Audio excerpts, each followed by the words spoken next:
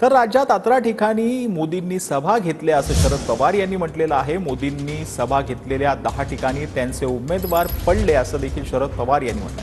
मोदींची गॅरंटी काही कामाला आली नाही असा टीका देखील शरद पवारांनी नरेंद्र मोदींवर केली। देशाचे प्रधानमंत्री मोदी साहेब आणि मोदी साहेबांनी महाराष्ट्रामध्ये 18 दौरे केले, 18 ठिकाणी सभा केल्या।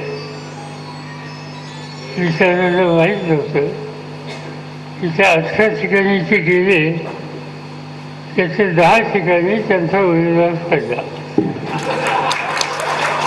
आणि म्हणून परवा मी सांगितलं, उद्या दिल्लीला जाईन त्यावेळी सांगेन की मोदी साहेब, तुम्ही जिथे जिथे गेला त्याचे 50% 60% लोक पराभूत होतात। उद्या आता महाराष्ट्राच्या विधानसभेची निवडणूक होणार आहे, तुम्ही ज्या तिथे या।